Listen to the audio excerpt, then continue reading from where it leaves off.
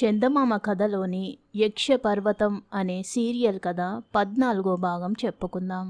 ఖడ్గవర్మ వదిలిన బాణం దెబ్బతిని చావుకేక పెడుతూ బల్లూక భటుడొకడు సొరంగంలో పడిపోవడం చూస్తూనే ఖడ్గజీవదత్తులకు ఇక తమకు తోడేళ్ల నుంచి కాక వాటిని పెంచుతున్న బల్లూకంగాల నుంచి ప్రమాదం వస్తుందన్న అనుమానం కలిగింది.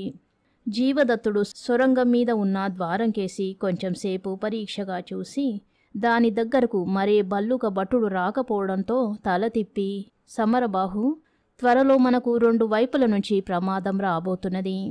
ఒకటి మనం నిలబడి ఉన్న తోడేళ్ల బండ కింద ఉన్న కంత వైపు నుంచి, రెండవది ఆ కనబడే సొరంగం పైన ఉన్న ద్వారం నుంచి అన్నాడు. ఆ మాట వింటూనే సమరబాహు వెలబెలబోయి, అయ్యా, ఇక్కడ మీరిద్దరు నాయకులు, మా ప్రాణరక్షణ మీ చేతిలో ఉంది. నన్ను నా తోటివాణ్ణి ఏం చేయమంటారో మీరే ఆజ్ఞాపించండి అన్నాడు. సమరబాహు భయం చూసి ఖడ్గవర్మకు నవ్వొచ్చింది. కాని అతడు దాన్నాపుకుని, సమరబాహు, నువ్వు సింధు ఎడారుల నుంచి ఏదో సామ్రాజ్యం స్థాపించేందుకు ఈ పర్వతారణ్య ప్రదేశాలకు వచ్చినట్టు విఘ్నేశ్వర పూజారి స్వర్ణధారి కూడా మాకు చెప్పారు. మనం ఇప్పుడున్న ప్రాణాపాయ స్థితి నుంచి బతికి బయటపడేందుకు సొంతంగా నువ్వేమైనా ఉపాయం ఆలోచించలేవా అని అడిగాడు. ఉపాయమా? అవతల శత్రువులు ఏ సుక్షత్రియులో అయి ఉంటే కత్తి దూసి ముఖాముఖి ఎదుర్కొని హతం చేసి ఉండేవాణ్ణి. కానీ ఈ తోడేళ్లను బల్లూక చర్మాలు ధరించి మంత్రతంత్రాలు ప్రయోగించే మనుషుల్ని ఎలా ఎదిరించేది అన్నాడు సమరబాహు చేతులు కాళ్ళు వణుకుతుండగా. జీవదత్తుడ మాటలకు నవ్వి, సమరబాహు, నీ ప్రతాపం చూపించడానికి సమయం ఆసన్నమైంది. మనం ఉన్న బండ కింది కంతకుండా శత్రువులు పైకెక్కి రాకుండా నువ్వు నీ అనుచరుడు చూడండి. బహుశా ఈసరికి తన శిష్యుడొకడు బాణం దెబ్బకు చచ్చినట్టు ఆ గురుబల్లూకుడికి తెలిసి ఉంటుంది. వాడెక్కడున్నట్టు ఏం చేయబోతున్నట్టు అన్నాడు. జీవదత్తుడు మాట ముగించే లోపలే గురు బల్లూకుడు సొరంగ ద్వారం దగ్గరకు వచ్చి తోడేళ్ల బండ మీద ఉన్న బందీలను చూసి కల్లెరజేసి, ఒరే పాషాండుల్లారా, బాణం కొట్టి వృకేశ్వరి భక్తుల్లో ఒకడిని చంపారు. ఇక మిమ్మల్ని నా పంచశూలానికి గుచ్చి తోడేళ్లకు ఆహారంగా వెయ్యబోతున్నాను అన్నాడు భీకరమైన కంఠస్వరంతో. గురు బల్లూకుడి గొంతు వింటూనే అప్పటి వరకు సొరంగ ద్వారం కింద ఆహారం కోసం తచ్చాడుతున్న తోడేళ్లు పెద్దగా అరుస్తూ ద్వారం కేసి ఎగరసాగాయి. వాటికి రోజు ఆ వేళకు ద్వారం నుంచి ఆహారం అందుతుండేది. సమయానికి అది దొరక్కపోవడంతో అవి ఆకలి భరించలేక కలిసికట్టుగా తల ఎత్తి మొరగసాగాయి. గురు బల్లూకుడు ద్వారంలోంచి బయటికి తలపెట్టి తోడేళ్లకేసి చూశాడు. అవి 10 అడుగుల ఎత్తున్న ద్వారాన్ని ఎగిరి అందుకోగలవేమో అన్న భయం అతడికి కలిగింది. అట్లా అని ద్వారాన్ని మోయిస్తే తాను బందీలుగా పట్టుకున్న వాళ్ళు తనను పిరికి వాడి కింద జమకట్టి తీరుతారు. జీవదత్తుడు ఎల్లుగొడ్డు వాళ్ళ గురువు ఆలోచనలు గ్రహించిన వాడిలా తన చేతిలోని దండాన్ని పైకెత్తి, ఒరే గురుబల్లుక, నువ్వు బల్లూకుడివై ఉండి ఏ బల్లూకేశ్వరినో పూజించగా వృకేశ్వరినెందుకు పూజిస్తున్నావో నాకు తెలియదు. బహుశా మందమతివై ఉంటావు. ఇదిగో నేను బండ దిగి నీ సొరంగ ద్వారం దగ్గరకు వస్తున్నాను అన్నాడు. జీవదత్తుడు అన్నంత పని చేస్తాడన్న భయంతో సమరబాహు అతన్ని వారిస్తూ, అయ్యా, మీరు ఆకలిగొన్న తోడేళ్ల మధ్యగా నడిచిపోయి ఆ గురు బల్లూకుడిని చేరాలని చూస్తున్నారా? అది చాలా ప్రమాదం. గురు బల్లూకుడు మంత్రతంత్ర విద్యల్లో ఆరితేరిన ఘటం అన్నాడు. ఖడ్గవర్మ తన చేతిలో ఉన్న ఖడ్గాన్ని పైకెత్తి పట్టుకుని, సమరబాహు, ఈ ఖడ్గంలోనూ జీవదత్తుడి చేతిలో ఉన్న దండంలోనూ ఉన్న మంత్రశక్తులు తిరుగులేనివి. అందువల్ల గురుబల్లుకుడిని చూసి భయపడకు అన్నాడు. ఖడ్గవర్మ మాట ముగించే లోపలే వాళ్ళెక్కి ఉన్న బండ కింద పెద్దగా ధ్వని అయింది. అది వింటూనే జీవదత్తుడు తన పక్కన ఉన్న వాళ్లను హెచ్చరిస్తూ, జాగ్రత్త, ఆ గురుబల్లుకుడు బండ కింద ఉన్న దారి వెంట కొందరు శిష్యుల్ని పంపి మనను హతమార్చాలని చూస్తున్నట్టున్నది అన్నాడు.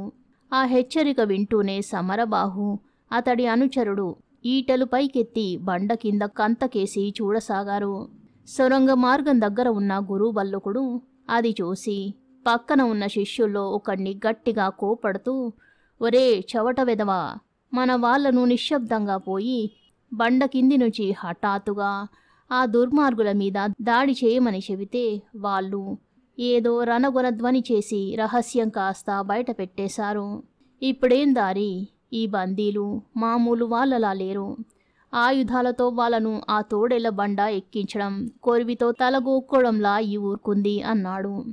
గురుబల్లూకుడి ఎత్తుగడ ఏమిటో అర్థం చేసుకున్న జీవదత్తుడు ఖడ్గవర్మతో, ఖడ్గా, ఇప్పుడు నువ్వు గురుబల్లూకుడి మీద బాణప్రయోగం చెయ్యడం వృధా.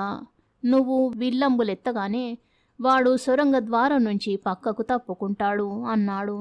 అది నిజమే, కానీ ఈ సమరబాహుణ్ణి రక్షించి స్వర్ణధారి దగ్గరకు చేర్చడమెలా అని అడిగాడు ఖడ్గవర్మ. జీవదత్తుడు కొద్దిసేపు ఆలోచిస్తూ ఊరుకుని తరువాత, ఖడ్గా, అందుకు ఒకే ఒక ఉపాయం కనబడుతున్నది. మనం పద్మపురం రాజును అరణ్యంలో సింహాలను వేటాడుతూ పరిచయం చేసుకున్నామే, అదే పద్ధతిలో ఈ తోడేళ్లను వేటాడి బల్లూకుడి బిల దుర్గాన్ని అల్లకల్లోలపరచాలి అన్నాడు. అలాగే చేద్దాం, ఇంకా ఆలస్యమెందుకు అన్నాడు ఖడ్గవర్మ ఉత్సాహంగా. ఆ చచ్చిన తోడేలును భుజం మీద వేసుకో. ముఖ్యంగా దాని మాంసం కోసం తోడేళ్ళు నీ వెంట పడతాయి. అంటే నువ్వు దొరికితే అవి నిన్ను తినకుండా వదులుతాయని కాదు, నీ కత్తికి కూడా చాలా పని తగులుతుంది అన్నాడు జీవదత్తుడు. ఖడ్గవర్మ తానంతకు ముందు చంపి బండ మీదికి లాగిన తోడేలును ఎత్తి భుజం మీద వేసుకున్నాడు. జీవదత్తుడి మాటలు, ఖడ్గవర్మ తోడేలును భుజం మీద వేసుకోవడం ఇవేవి అర్థం కాక సమరబాహు, అయ్యా, ఏమిటి మీరు చేయబోతున్నది అని అడిగాడు భయపడిపోతూ. సమరబాహు, మనకొచ్చిన ప్రమాదమేమీ లేదు. నువ్వు నీ అనుచరుడు కింది నుంచి బండ మీదికి ఎల్లగొడ్డు వాళ్ళెవరైనా ప్రయత్నిస్తే వాళ్ళను ఈటెలతో పొడవండి. మేం అందరం తోడేళ్ల మధ్యకు దిగి వాటిని సాధ్యమైతే గురుబల్లూకుడి బిలదుర్గంలో జొరబడేలా చేస్తాం అన్నాడు జీవదత్తుడు. అయ్యల్లారా, ఇది చాలా దుస్సాహసం అన్నాడు సమరబాహు. ఇది సాహసం అవుతుందేమో కానీ దుస్సాహసం ఎంత మాత్రమో కాదు. సమరబాహు, త్వరలో నువ్వే చూస్తావు కదా అంటూ జీవదత్తుడు నవ్వాడు. జీవా, మాటలతో కాలయాపన అయిపోతున్నది. ఈ తోడేలి శవాన్ని ఎంతసేపని మోసేది అన్నాడు ఖడ్గవర్మ. మనం బండ మీది నుంచి కిందికి దూకబోతున్నాం. నువ్వు బండ చుట్టూ పరిగెడుతూ సాధ్యమైనన్ని ఎక్కువ తోడేళ్లను నీ వెంట పడేలా ఆకర్షించు. నీ వెన్ను కాచి నేను పరిగెత్తుతుంటాను. తరువాత జీవదత్తుడు మాట ముగించే లోపలే ఖడ్గవర్మ, ఒరే గురుబల్లుక, వస్తున్నాం. నువ్వు నీ వృకేశ్వరీదేవి ప్రాణాలు నిలుపుకోవాలంటే బిలదుర్గం వదిలి పారిపోండి అంటూ కేక పెట్టి తోడేళ్ల బండ మీది నుంచి కిందికి దూకాడు. అతడి వెనగ్గా జీవదత్తుడు కూడా దూకాడు. ఇద్దరు మనుషులు చచ్చిన తోడేలును భుజాన వేసుకుని తమ మధ్యకు దూకి రావడం చూస్తూనే ఆకలి మీద ఉన్న తోడేళ్లు ఒక్కసారిగా గొంతులెత్తి అరిచి ఖడ్గజీవదత్తులకేసి గుంపుగా పరిగెత్తాయి. ఖడ్గవర్మ వాటికి అందకుండా ముందు వేగంగా పరిగెడుతూ బండ చుట్టూ తిరగసాగాడు. వెనక జీవదత్తుడు అందిన తోడేళ్లను తన చేతగల మంత్రదండంతో ఎత్తి విసిరివేస్తూ తాను పరిగెత్తసాగాడు. అతడికి తప్పనిసరైతే తప్ప, లేకపోతే తోడేళ్లను చంపాలని లేదు. సొరంగద్వారం దగ్గర నిలబడి ఇదంతా చూస్తున్న గురుబల్లూకుడు పట్టలేని ఉత్సాహంతో పెద్దగా చప్పట్లు చరిచి, అంతా ఆ వృకేశ్వరీదేవి మహత్యం, తన శత్రువులకు మతులు పోగొట్టి పిచ్చెత్తించి తన వాహనాలైన తోడేళ్లకు ఆహారంగా వేస్తున్నది. ఆహా, ఆ మహాతల్లి తలుచుకుంటే చెయ్యలేనిదేమున్నది అంటూ భక్తి పారవశ్యంలో కళ్ళు మూసుకుని తల పైకెత్తాడు. అప్పటి వరకు తోడేళ్లను వెంట వేసుకుని వాటికి అందకుండా బండ చుట్టూ సొరంగం పక్కగా గిరికీలు తిరుగుతున్న ఖడ్గజీవదత్తులకు గురుబల్లూకుడి వాలకం మంచి అవకాశంలా కనిపించింది. జీవదత్తుడు, ఖడ్గా, ఇదే మంచి సమయం, ఆ బల్లూకుడు భక్తి మైకంలో ఉన్నాడు అంటూ ఖడ్గవర్మను హెచ్చరించాడు. ఖడ్గవర్మ మరుక్షణం తన భుజం మీద ఉన్న చచ్చిన తోడేలును ఎడంచేత్తో పైకెత్తి దాన్ని గురుబల్లూకుడున్న సొరంగ ద్వారంలోకి విసిరివేశాడు. తమ ఆహారం అలా ద్వారం కేసి పోవడం చూస్తూనే బాగా ఆకలిగొన్న 4-5 తోడేళ్లు దానితో పాటు పైకెగిరి ద్వారంలోకి దూకాయి. కళ్ళు మూసుకుని ధ్యానంలో ఉన్న గురుబల్లూకుడి మీద చచ్చిన తోడేలు దాని మాంసం తినేందుకు బతికి ఉన్న 4-5 తోడేలు ఒకేసారి వచ్చి పడ్డాయి.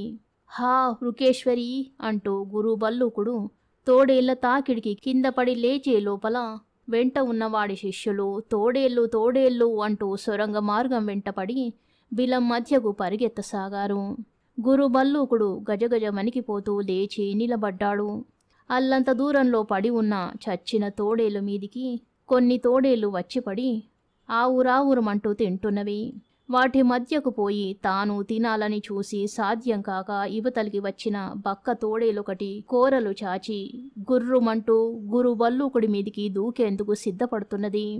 అది చూసిన భల్లూకుడు తన చేతిలోని శూలాన్ని పైకెత్తి దానికి గురి చేసి, రుకేశ్వరి ప్రధాన భక్తున్నే తినాలని చూస్తున్నావా అంటూ దాన్ని అదిలించి ఒక్కొక్క అడుగే వెనక్కు వేస్తూ పోయి సొరంగ మార్గాన పడి పరిగెత్తసాగాడు. ద్వారం దిగువన యువతల మిగిలిన తోడేళ్లను దూరంగా అదిలించి కొడుతూ నిలబడి ఉన్న ఖడ్గజీవదత్తులకు లోపల ఏం జరుగుతున్నదో అర్థం కాలేదు. గురు భల్లూకుణ్ణి ఏదైనా తోడేలు మీద పడి పట్టుకుని గొంతు కొరికి చంపిందో లేదో వాళ్లకు తెలియలేదు. ఖడ్గా, ఇక మనం ఇక్కడ నిలబడి లాభం లేదు. గురు భల్లూకుడు బతికి ఉన్నాడో చచ్చాడో తెలియడం లేదు, కానీ సొరంగంలో ప్రవేశించిన తోడేళ్లు మాత్రం ఆ దుర్మార్గులందర్నీ హళ్ళగొట్టినాయి. బిలంలో చెలరేగిన కల్లోలపు ధ్వనులు నీకు వినబడుతున్నవి కదా అన్నాడు జీవదత్తుడు. వినబడకపోవడమేం, ఆ పెరికి పెదవలంతా బిలం వదిలి ఈసరికే అరణ్యకేసి పరిగెడుతున్నారని నా అనుమానం. గురు భల్లూకుణ్ణి మాత్రం ప్రాణాలతో వదలకూడదు అన్నాడు ఖడ్గవర్మ. అయితే ఇక్కడ కాలయాపన ఎందుకు? అందరం ఈ సొరంగ ద్వారం గుండా బిలంలోకి జొరబడదాం. సమరబాహుణ్ణి అతడి అనుచరుణ్ణి కేక వేసి ఇక్కడికి రమ్మను అన్నాడు జీవదత్తుడు. ఖడ్గవర్మ పిలవగానే సమరబాహు అతడి అనుచరుడు తోడేళ్ల బండ మీది నుంచి దిగి వాళ్ళ దగ్గరకు వచ్చారు. జీవదత్తుడు వాళ్ళతో, సమరబాహు, మనం ఈ పైనున్న ద్వారం గుండా బిలంలో ప్రవేశించబోతున్నామన్నాడు. సమరబాహు చుట్టూ ఓ మారు కలయజూసి భయంగా, మనం కొద్ది మందిమి బిలంలో ఉన్న అంతమంది శత్రువుల్ని జయించగలమా? ఇటు నుంచి పారిపోయి అరణ్యం చేరేందుకు మరెక్కడైనా మార్గం ఉన్నదేమో చూస్తే బావుంటుంది అన్నాడు. ఇది తోడేళ్ల బండ, బయటకి చేరడానికి బిలంలో నుంచి మాత్రమే దారి ఉన్నది అంటూ జీవదత్తుడు ఎగిరి సొరంగం ద్వారం మీదికెక్కాడు. అతడి వెనగ్గా ఖడ్గవర్మ కూడా అక్కడికి చేరాడు. ఇంకా తెగని సంశయంతో ఏం చేయటమా అని ఆలోచిస్తూ కింద నిలబడి ఉన్న సమరబాహుణ్ణి అతడి అనుచరుణ్ణి మీద పడి తినేందుకు అక్కడ ఇంకా మిగిలి ఉన్న తోడేళ్ళు ఒకటొకటిగా వాళ్ళ దగ్గరకు రాసాగాయి. యక్షపర్వతం 15వ భాగం రేపు చెప్పుకుందాము. ధన్యవాదాలు.